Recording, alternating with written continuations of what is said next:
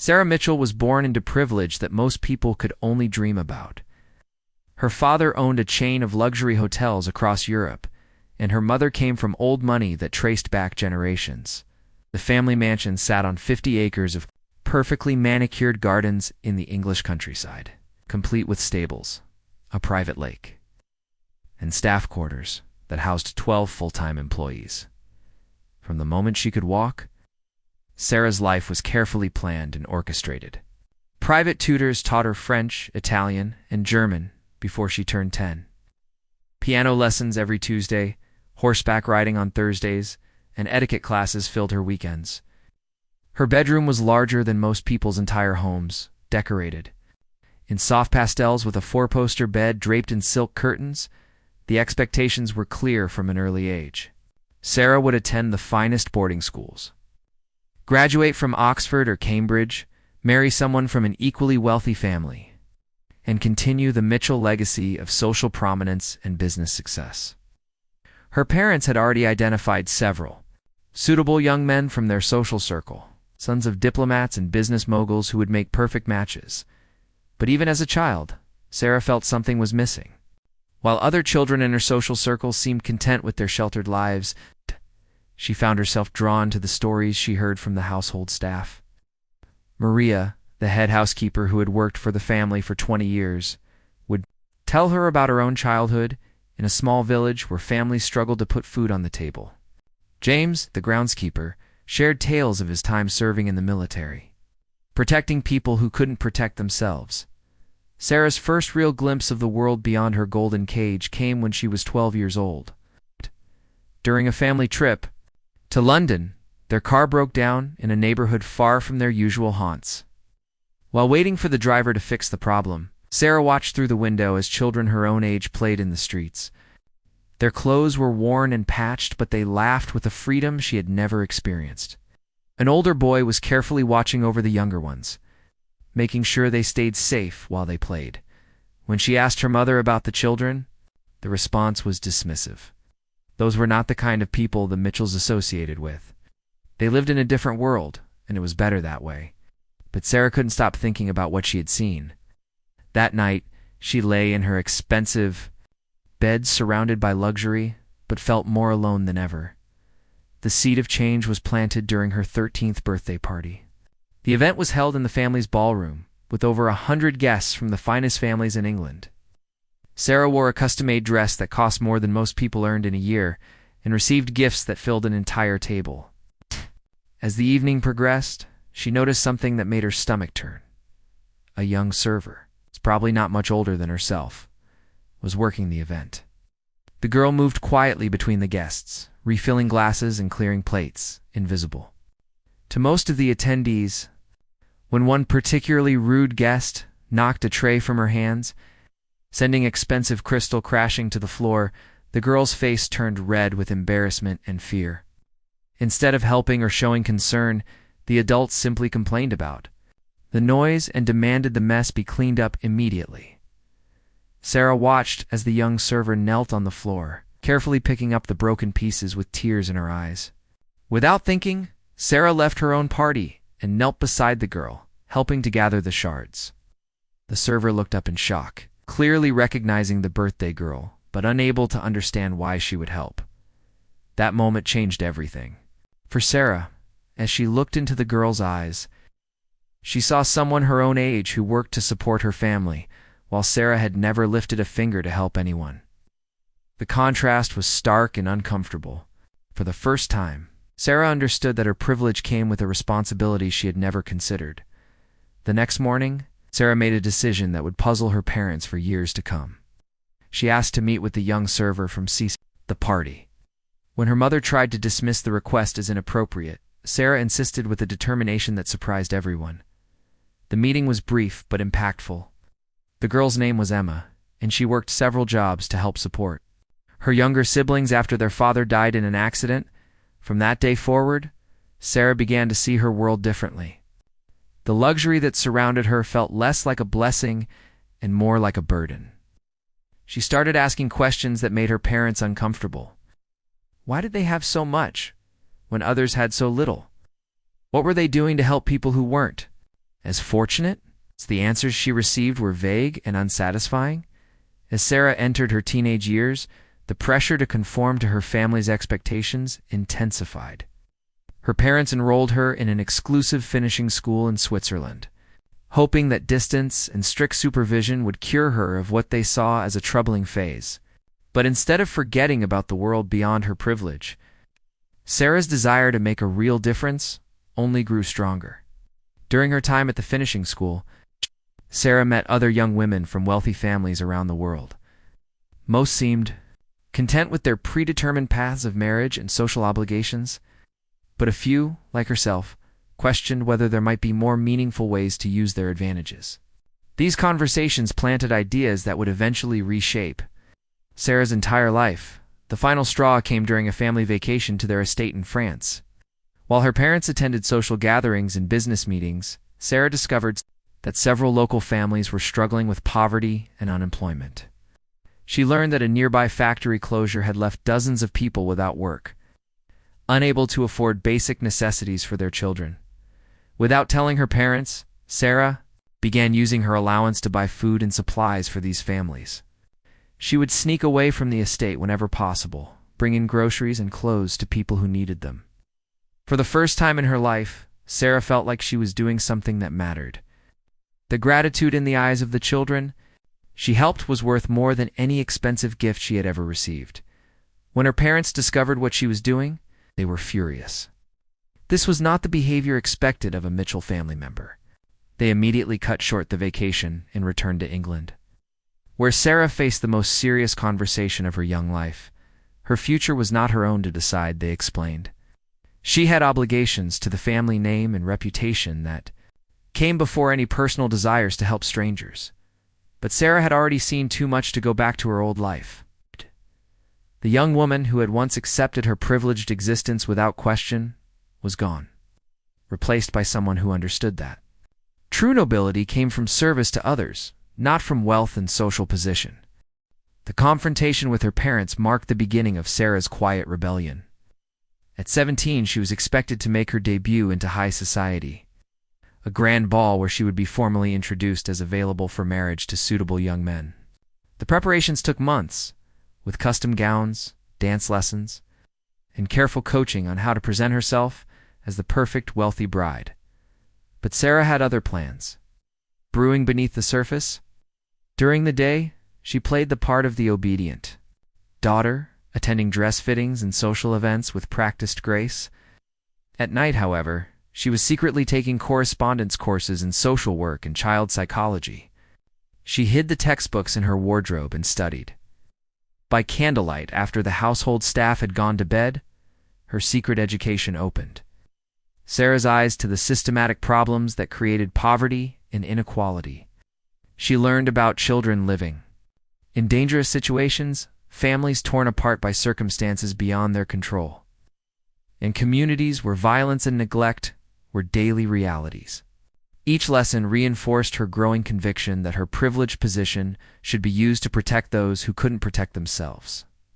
The debutante ball itself became a turning point in ways her parents never anticipated.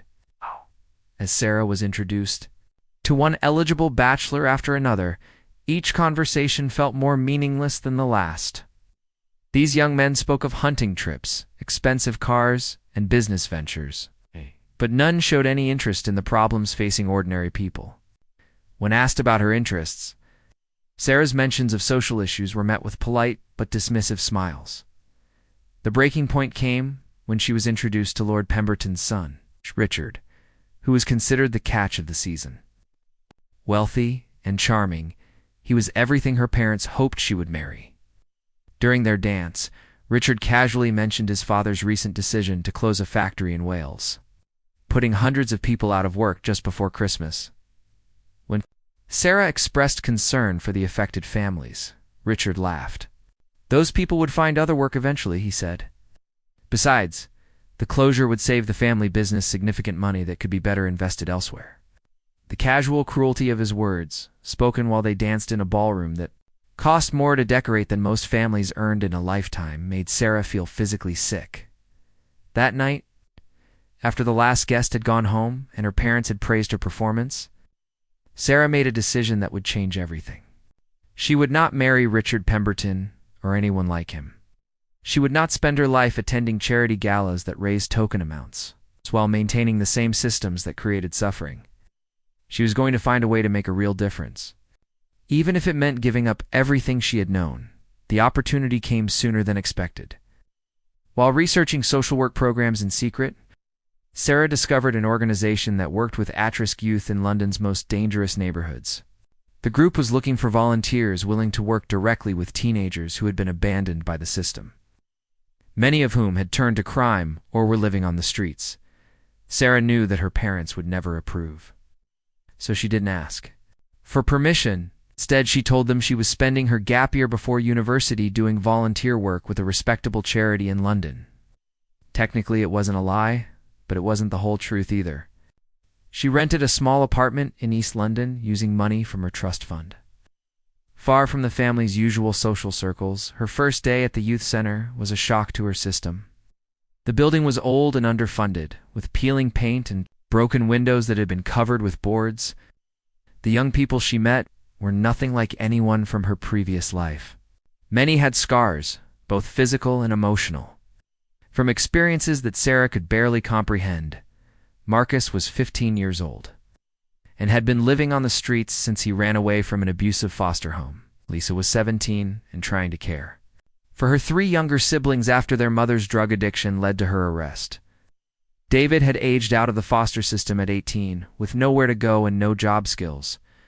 These teenagers were tough, suspicious, and had little reason to trust adults, especially someone who looked and sounded like Sarah. The other volunteers and staff members were equally skeptical of the young woman who had shown up in designer clothes claiming she wanted to help. They had seen wealthy do-gooders before, people who volunteered for a few weeks to feel better about themselves before returning to their comfortable lives. Sarah quickly realized that if she wanted to be taken seriously, she would have to prove herself through actions, not words. The first test came when Marcus got into a fight with another teenager over a perceived slight. The altercation quickly escalated, and other youths began choosing sides. The staff was stretched thin, dealing with multiple crises simultaneously, and the situation was spiraling out of control. Sarah found herself alone with the 2 boys, both of whom were bigger and stronger than she was. Instead of calling for help or backing away, Sarah stepped between them. She didn't try to physically restrain anyone or shout orders. Instead, she simply stood there calmly and began talking. She acknowledged their anger, validated their feelings, but also pointed out that fighting each other wouldn't solve the real problems they were facing. Her voice was steady, and her presence was unexpectedly calming. To everyone's surprise, including her own, the boys stopped fighting and listened. Something about Sarah's genuine concern and lack of judgment got through to them in a way that lectures and threats had not. She didn't talk down to them or try to impose solutions. Instead, she helped them find their own way to resolve the conflict. Word of the incident spread quickly through the center. The girl who looked like she belonged in a palace had stood up to protect kids that most of society had given up on. She hadn't judged them or tried to change them. She'd simply been there when they needed someone to care. From that day forward, Sarah's relationship with the youth began to change. Started seeking her out when they had problems, knowing that she would listen without judgment and help them find solutions. She learned their names, remembered their stories, and celebrated their small victories. When Lisa finally got her GED, Sarah was there cheering louder than anyone. When David found a job, she helped him buy his first set of work clothes. But it wasn't just the teenagers who were changing. Sarah was discovering parts of herself she never knew existed. The sheltered girl who had been afraid to make decisions without her parents' approval was becoming a confident young woman who could handle crises and stand up for people who needed protection. The fancy clothes and perfect manners were still there, but underneath was someone much stronger and more capable than anyone had expected. The transformation didn't go unnoticed by her family. When Sarah came home for brief visits, her parents could see that she was different. She spoke with passion about her work, defended the young people she worked with, and showed a determination that concerned them. This was not the compliant daughter they had raised, and they worried about the direction her life was taking. The confrontation they had been dreading finally came when Sarah announced that she would not be attending university as planned. Instead, she wanted to continue her work with at-risk youth and eventually pursue formal training in social work. The reaction was explosive. Her father threatened to cut off her trust fund.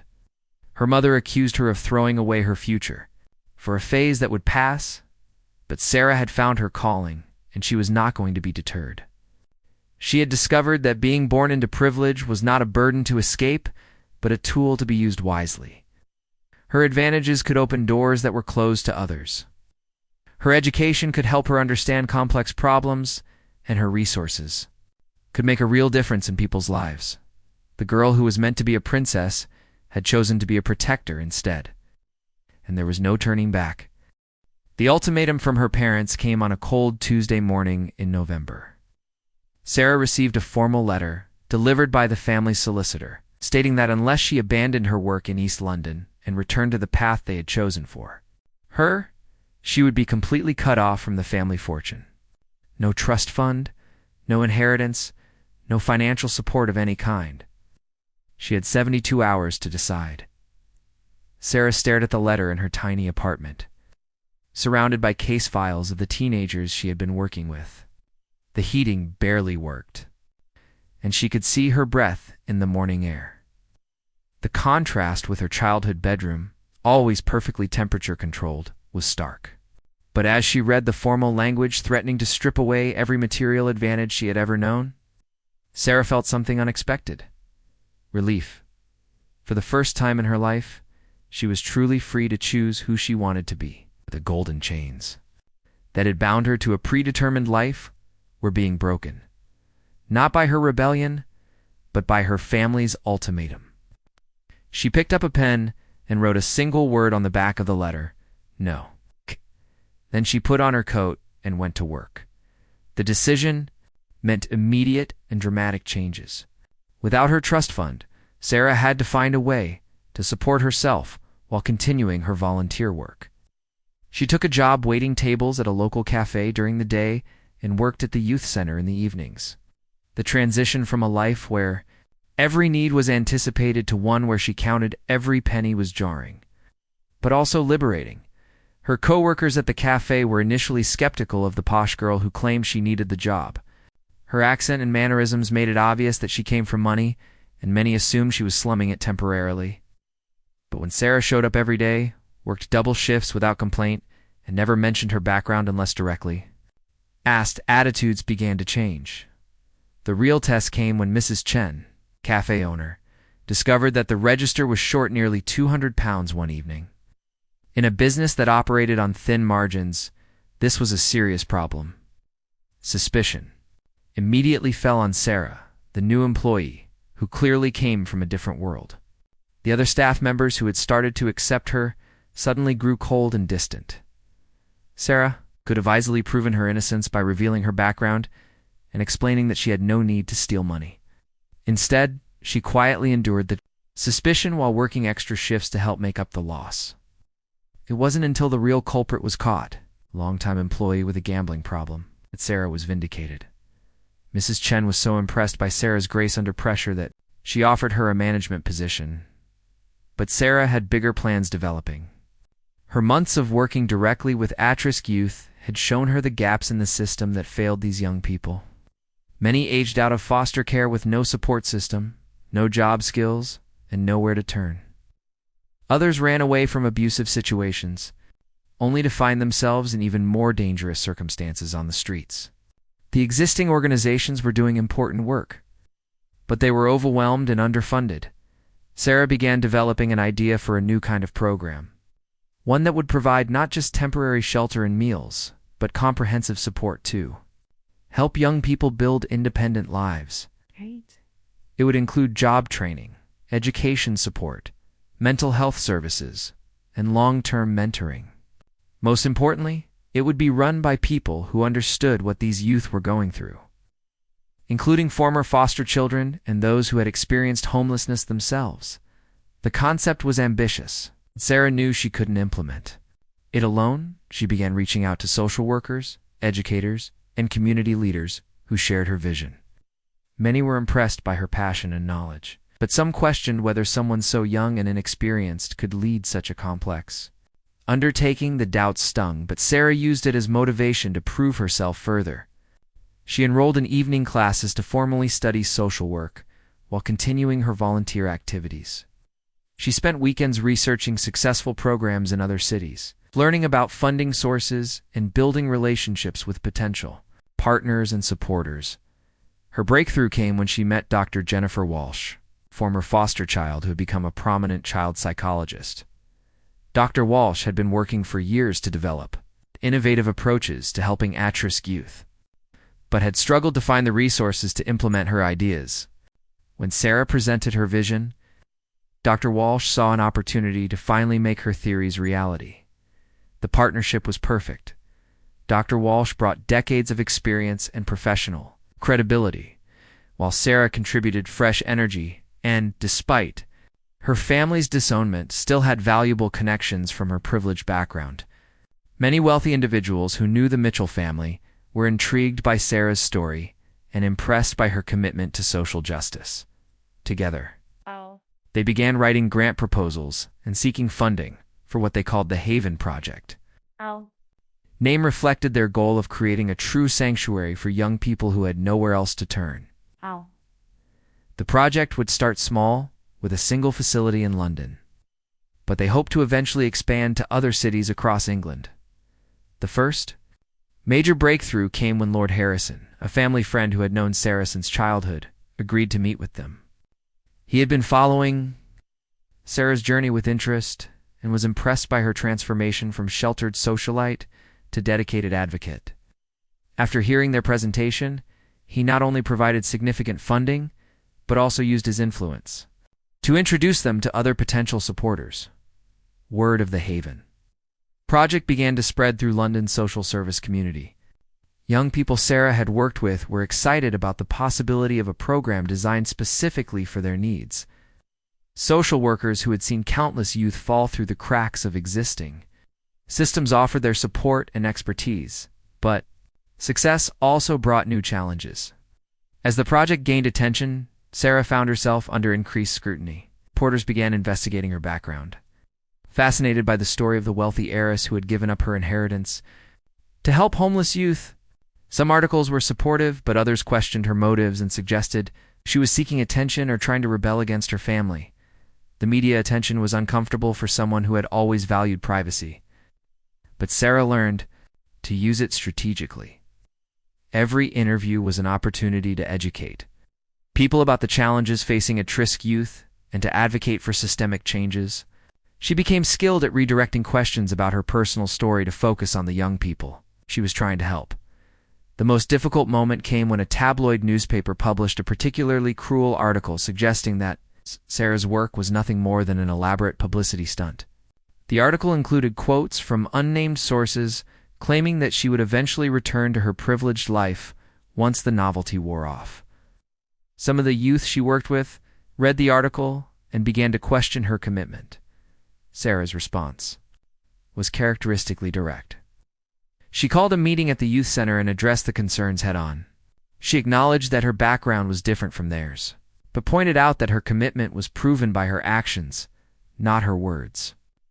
She had been working with them for over 2 years, through difficult times and small victories, never wavering in her support. Marcus, the teenager who had been one of the first to trust her, stood up and defended her. He reminded the group that Sarah had been there when he needed surgery after a street fight, staying at the hospital all night when he had no family to call. Lisa spoke about how Sarah had helped her study for her GED and cheered louder than anyone when she passed, one by one. Other young people shared stories of how Sarah had supported them through their darkest moments. The meeting ended with the group more united than ever. They understood that Sarah's privileged background didn't make her commitment any less real. If anything, the fact that she had chosen to leave her comfortable life to work with them proved how much she cared about their well-being. As the Haven Project moved closer to reality, Sarah reflected on how much her life had changed. The girl, who had once been afraid to speak up at family dinners, was now confidently presenting to government officials and social service leaders. The young woman who had never questioned her place in the world was now challenging systems and fighting for those who had no voice. She had given up the security of her family's wealth and approval, but she had gained something far more valuable: a sense of purpose and the knowledge that her life was making a real difference. The princess she was meant to be had been replaced by the protector she chose to become, and she had never been happier or more fulfilled. The grand opening of the first Haven Project facility was scheduled for a rainy Thursday in March, exactly 3 years after Sarah had first walked into the East London Youth Centre. The converted warehouse space had been transformed into a welcoming environment with individual rooms, common areas, a computer lab, and spaces for counseling and job training. Every detail had been carefully planned to create a sense of home rather than institutional care. Sarah stood in the main entrance an hour before the official ceremony, surrounded by the young people who had helped design and prepare the facility. Many were former clients from the youth center who had insisted on volunteering their time to help create something they wished had existed when they needed it most. The pride on their faces was worth more than any recognition Sarah might receive. The opening ceremony drew an impressive crowd of social workers, government officials, journalists, and community leaders. But the most important guests were the 30 young people who would be the first residents of the Haven Project. Each had been carefully selected not just based on their need, but on their potential to benefit from the comprehensive support programs Sarah and Dr. Walsh had developed. Among the first residents was Jamie, a 19-year-old who had been living in his car since aging out of foster care 6 months earlier. Despite his difficult circumstances, Jamie had managed to maintain a part-time job and was determined to finish his education. The Haven Project would provide him with stable housing while he worked toward his goals. Also moving in was Keisha, a 17-year-old mother whose baby had been born while she was homeless. Social services had temporarily placed the infant with foster parents, while Keisha tried to find suitable housing and demonstrate her ability to provide care.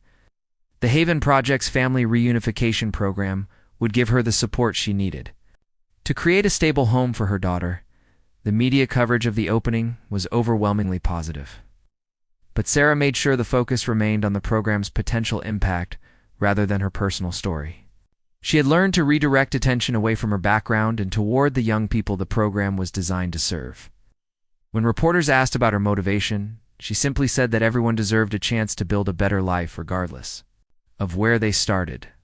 The real work began the day after the cameras left. Running a residential facility for at-risk youth was far more complex than Sarah had anticipated, even with all her preparation. Each resident came with unique challenges and needs that required individualized attention and support. The staff worked around the clock to address crises, provide counseling, mediate conflicts, and celebrate small victories. Sarah found herself wearing many hats: administrator, counselor, advocate, and sometimes surrogate parent to young people who had never experienced stable adult relationships. The emotional toll was significant, but so were the rewards. When Jamie enrolled in college courses and maintained perfect attendance, Sarah was there cheering him on. When Keisha was reunited with her daughter after 3 months of intensive parenting classes and therapy, the entire facility celebrated. But success also brought unexpected challenges. As word spread about the Haven Project's innovative approach and positive outcomes, demand for services far exceeded capacity. Sarah received dozens of applications every week from young people desperately needing help. But the facility could only accommodate 30 residents at a time. The waiting list grew longer each month, a constant reminder of how much need existed in the community. The pressure to expand was enormous. But Sarah was determined not to compromise the quality of services by growing too quickly. She had seen other well-intentioned programs fail because they expanded beyond their capacity to provide adequate support. Instead, she focused on documenting the Haven Project's methods and outcomes, hoping to create a replicable model that other organizations could adopt 6 months after opening, the Haven Project faced its first major crisis. Michael, one of the residents, had been struggling with drug addiction despite the facility's zero-tolerance policy. Staff members had noticed signs that he was using again, but he denied it and became increasingly defensive and hostile. The situation came to a head when he was caught selling drugs to another resident, according to the facility's rules. Michael should have been immediately expelled, but Sarah knew that kicking him out would likely mean he would end up back on the streets, where his addiction would almost certainly worsen. She called an emergency meeting with Dr. Walsh and the senior staff to discuss alternatives. The decision they reached was controversial. Instead of expelling Michael, they would give him one final chance. But with intensive supervision and immediate enrollment in a residential treatment program, if he completed treatment successfully, he could return to the Haven Project. If he refused treatment or used drugs again, he would have to leave permanently. Some staff members questioned the decision, worried that it would send the wrong message to other residents. But Sarah argued that true rehabilitation sometimes required taking calculated risks. Michael had been making progress in other areas of his life before his relapse, and she believed he deserved another chance if he was willing to work for it. Michael's response surprised everyone. Instead of the anger or defiance they expected, he broke down and admitted that he was scared of failing again. He agreed to enter treatment immediately and asked if he could write a letter to the other residents explaining his situation and encouraging them to learn from his mistakes. The letter became a powerful teaching moment for the entire facility. Michael's honesty about his struggles with addiction opened up conversations about the challenges many residents faced and the importance of asking for help before problems became overwhelming. Several other residents disclosed their own struggles with substances or mental health issues and requested additional support. The incident reinforced Sarah's belief that the Haven Project's strength lay not in rigid rules, but in its commitment to treating each resident as an individual with unique needs and potential. The program's success rates continued to improve as staff became more skilled at balancing structure with flexibility, accountability with compassion. By the end of its first year, the Haven Project had achieved remarkable outcomes. 80% of residents had found stable employment or enrolled in education programs. 70% had maintained their housing for at least 6 months after leaving the facility. Most importantly, none of the former residents had returned to homelessness. Stark contrast to the national statistics for youth aging out of foster care. The success attracted attention from government officials and social service organizations across the country. Sarah was invited to speak at conferences and advise other communities looking to implement similar programs. She was honored by several organizations for her innovative work, but she always made sure to share credit with Dr. Walsh, the staff, and especially the young people who had helped shape the program. The recognition was gratifying. But Sarah's focus remained on the day-to-day work of helping individual young people build better lives. Every morning, she walked through the facility, checking in with residents, solving problems, and celebrating achievements.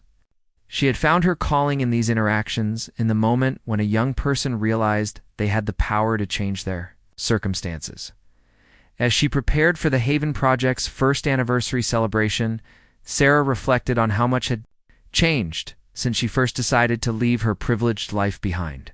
She had faced criticism, financial hardship, and countless challenges.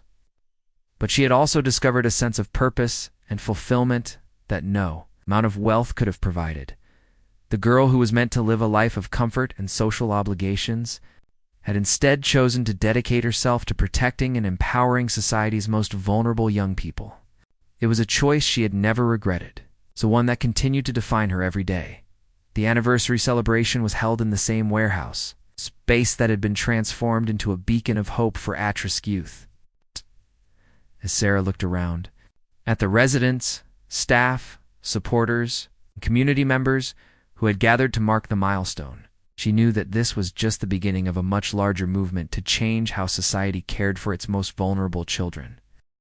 The call came at 3 a.m. on a Tuesday in October, 2 years after the Haven Project had opened its doors. Sarah jerked awake in her small flat above the facility, immediately alert despite the early hour. Emergency calls at this time usually meant one of two things. A current resident was in crisis, or a young person on the streets desperately needed help. This time it was both. Detective Inspector Williams from the Metropolitan Police was on the SC line, his voice tense with urgency.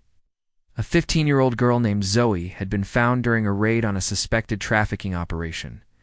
She was traumatized, refusing to speak to anyone, and the police had no idea where to place her. All the emergency foster placements were full. Traditional group homes weren't equipped to handle someone with her level of trauma. Sarah was already pulling on her clothes as she listened to the details. Zoe had been missing from the care system for 8 months, presumably living on the streets before being exploited by criminals who preyed on vulnerable youth. She would need specialized care and a safe environment where she could begin to heal from experiences no child should ever endure. The Haven Project wasn't officially equipped to handle acute trauma cases, but Sarah couldn't turn away a child. In desperate need, she agreed to take Zoe on an emergency basis while working with social services to develop a long-term plan. Within an hour, she was at the police station, meeting a girl whose haunted eyes reflected horrors that Sarah could barely imagine. Zoe was tiny for her age, malnourished and bearing the physical signs of prolonged abuse. She hadn't spoken since being found and flinched away from any attempt at physical contact. The medical examination had revealed injuries that made Sarah's stomach turn, but the doctors said she would recover physically. The emotional healing would take much longer. Bringing Zoe to the Haven Project required careful preparation. Sarah gathered the current residents and explained the situation without revealing details of Zoe's experiences. They would need to be patient, gentle, and understanding with their new housemate. Most importantly, they needed to help create an environment where she could feel safe for perhaps the first time in months. The other residents stepped up in ways that amazed even Sarah. They had all experienced trauma and understood what it meant to feel powerless and afraid. Without being asked, they began looking out for Zoe, making sure she always had someone nearby who could help if she needed anything, but never crowding her or demanding interaction. Jamie, who was now attending university while still living at the facility, became an unexpected source of comfort for Zoe, perhaps because he posed no physical threat. She began to tolerate his presence during meals and group activities. He would sit nearby reading or doing homework, providing a calm and non-threatening presence that seemed to help her anxiety. Progress was measured in tiny increments. The first time Zoe made eye contact with Sarah was after 3 weeks. Her first word, whispered so quietly it was almost missed, came a month later when she said thank you after being offered a cup of tea. The first time she smiled was when she watched other residents playing with a stray cat that had adopted the facility. Working with Zoe taught Sarah and her staff new approaches to trauma-informed care. They consulted with specialists, adjusted their programs, and learned to recognize the subtle signs of distress that traditional training might miss. The experience made the entire facility more equipped to help other young people who had experienced severe trauma. The breakthrough with Zoe came after she had been at the Haven Project for 3 months. Sarah found her in the computer lab late one evening, tears streaming down her face as she stared at a social media page. When Sarah gently asked what was wrong, Zoe showed her a post from her younger sister, who was still in foster care. Girl was asking if anyone had seen Zoe, saying she missed her sister and hoped she was safe. It was the first time Zoe had spoken about her family or her life before the streets. Through halting sentences interrupted by tears, she told Sarah about running away from an abusive foster home to protect her sister from their foster father's attention. She had believed that if she left, he would leave her sister alone. Instead, her absence had made things worse for the younger girl.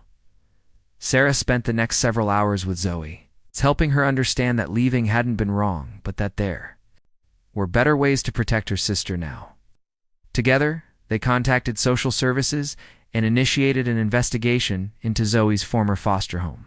The foster father was arrested within days. 10 years after Sarah Mitchell first walked away from her privileged life, she stood in the garden of her childhood home for the first time since her parents had disowned her. The mansion looked exactly the same, its perfectly manicured grounds, and imposing architecture a stark reminder of the world she had left behind. But Sarah was not the same person who had once lived within these walls. The invitation had come as a surprise. Her mother, now in her 70s and facing serious health issues, had reached out through intermediaries, expressing a desire to reconcile. Sarah's father had passed away 2 years earlier, and her mother claimed she wanted to make peace before it was too late. The letter had been formal and careful, acknowledging the years of separation without admitting any wrongdoing on either. Sarah had debated whether to accept the invitation for weeks. The hurt and anger from their ultimatum had faded over the years, replaced by a kind of detached sadness about the relationship they might have had. But she had also learned the importance of forgiveness and second chances through her work with young people who had been failed by the adults in their lives.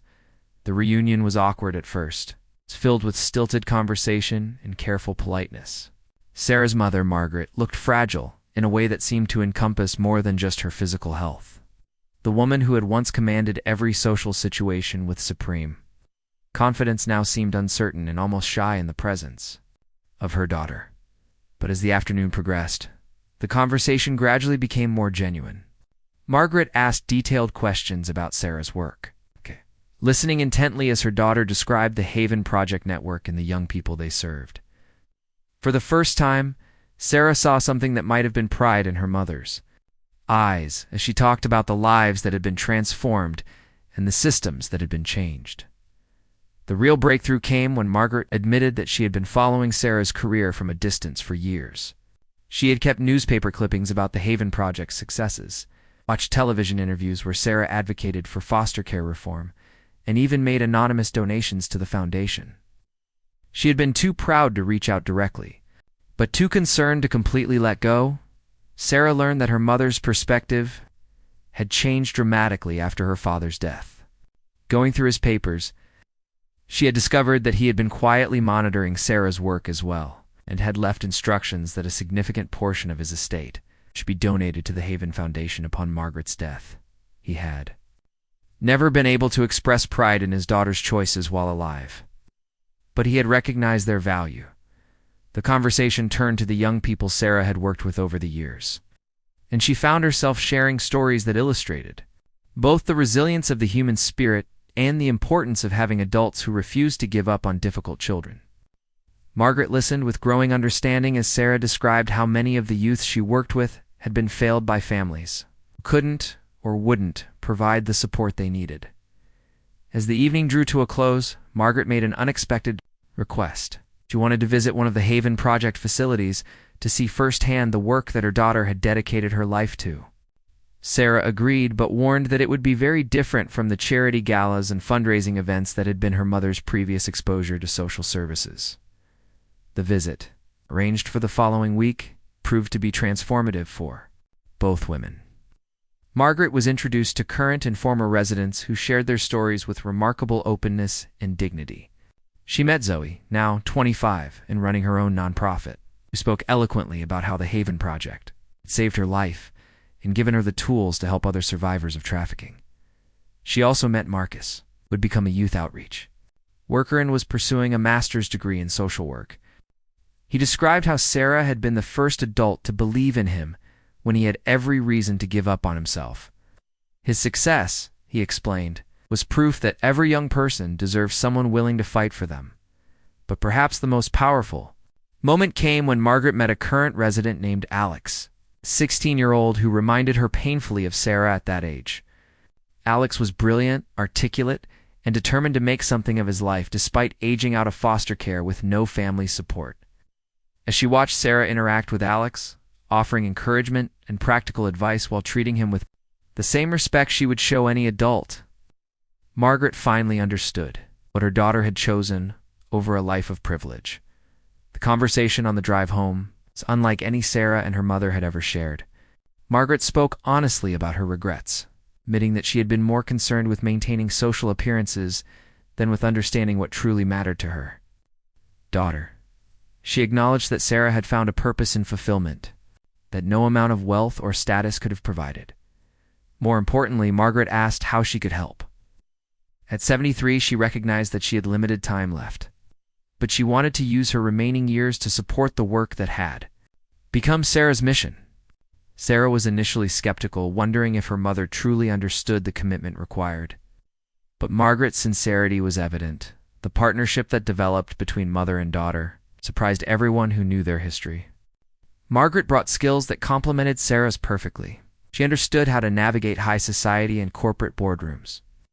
She had connections throughout the business and political worlds, and she possessed a sophisticated understanding of finance and fundraising that proved invaluable. Together, they launched the most ambitious expansion of the Haven Project network yet conceived. Margaret used her social connections to organize fundraising events that raised millions of pounds for new facilities. She lobbied her wealthy friends to include the Haven Foundation in their estate planning, securing the long-term financial stability of the network. But perhaps more importantly, she became a powerful advocate for changing attitudes among the wealthy elite about their responsibilities to society's most vulnerable children. Margaret's transformation from dismissive socialite to passionate advocate inspired others in her social circle to examine their own charitable giving and consider more meaningful ways to make a difference. The mother-daughter team proved remarkably effective at different aspects of the work. Sarah continued to focus on program development, staff training, and direct advocacy for policy changes. Margaret handled high-level fundraising, strategic partnerships with major corporations, and relationship building with government officials who could influence legislation. Their collaboration reached its peak when they were invited to address the United Nations Committee on the Rights of the Child about innovative approaches to supporting youth aging out of care. Standing together at the podium in Geneva, Sarah and Margaret represented both the power of personal transformation and the way its potential for families to heal even after years of separation. By this time, the Haven Project network had grown to include over 100 facilities across Europe, serving thousands of young people annually. The model had been adapted for different cultural contexts while maintaining its core commitment to trauma-informed care and youth empowerment. Former residents had established programs in other countries, spreading the approach globally. Sarah, now in her 30s, had become an internationally recognized expert on youth homelessness and foster care reform. She testified regularly before government bodies, consulted with organizations worldwide, and authored several books about trauma-informed approaches to working with vulnerable youth. But her proudest achievements remained the individual success stories of young people who had found hope and built successful lives through the programs she had helped create. As Sarah reflected on her journey from privileged princess to committed protector, she understood that the path had been necessary not just for the young people she had served, but for her own growth and fulfillment. The comfortable life her parents had planned for her would have provided security and status, but it would never have offered the deep sense of purpose that came from knowing her. Work mattered. The reconciliation with her mother had also taught her important lessons about forgiveness and the possibility of change at any age.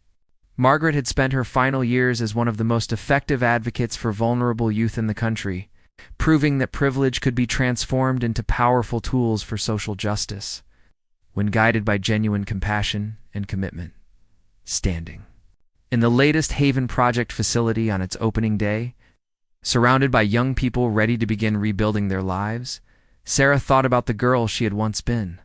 That sheltered teenager could never have imagined the journey that lay ahead, the challenges she would face, or the lives she would touch.